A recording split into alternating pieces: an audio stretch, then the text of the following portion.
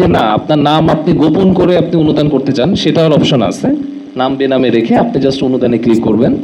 করার পরপরই আমাদের জাস্ট হচ্ছে সাইটটা ওপেন হয়ে যাবে আপনার কাছে। আপনি কোন গেটওয়ের মাধ্যমে, বিকাশ, নগদ হতে পারে, যে কোনো ব্যাংকিং সিস্টেমের মাধ্যমে আপনি অনুদান করতে পারেন। তো আমরা বারবারই জাতীয় নাগরিক পার্টি আসলে বিশ্বাস করি যে আমরা জনতার কাতার থেকে উঠে আসা দল। আমরা ক্ষমতার মসনদ থেকে জনতা রাজপথকে বেশি প্রাধান্য দিয়েছি। তো আমরাই চাই জনতাই আমাদেরকে সাহায্য করে আমাদের দলের প্রত্যেকটা প্রার্থীকে প্রত্যেকটা জায়গায় প্রত্যেকটা আনাচে কানাচে পৌঁছে যেতে সাহায্য করবে, যেন আমাদের দেশের জনগণের প্রতি আমাদের দায় দরদটা থাকে। তাদের কথাই আমরা জাতীয় সংসদে প্রতিধ্বনি করতে পারি। সবাইকে অনেক অনেক ধন্যবাদ। আমি একটু ইনশোর করি যে এই প্রত্যেকটা জায়গায় আমাদের এই জাতীয় নাগরিক পার্টির কিউআর কোডটা থাকবে।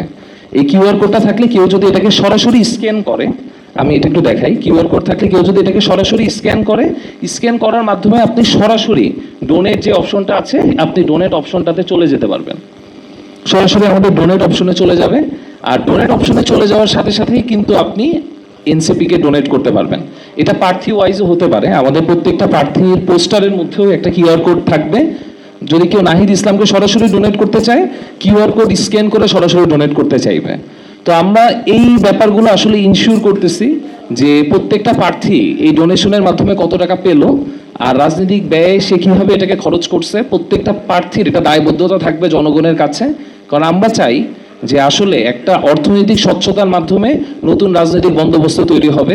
আমরা কখনোই চাই না হাজার কোটি টাকা ঋণ খেলাফি হয়ে জোর জবরদস্তি করে ইসির নামে যে নাটক করছে, সে নাটকের মধ্যে গতকালকে আপনারা তো জানেন এখানে হাজার কোটি টাকার একটা বলা যায় একটা জলসা বসে গিয়েছিল নির্বাচন কমিশনে। এর মাধ্যমে টোটালি প্রচুর ঋণ খেলাফিদেরকে কালকে অনুমোদন দেওয়া হয়েছে, সব ওদেরকে বৈধতা করা হচ্ছে। আমরা চাই না আমাদের কোনো প্রার্থী এরকম দায়বদ্ধতা নিয়ে আগামী সংসদে এমপি সিলেকশন হোক।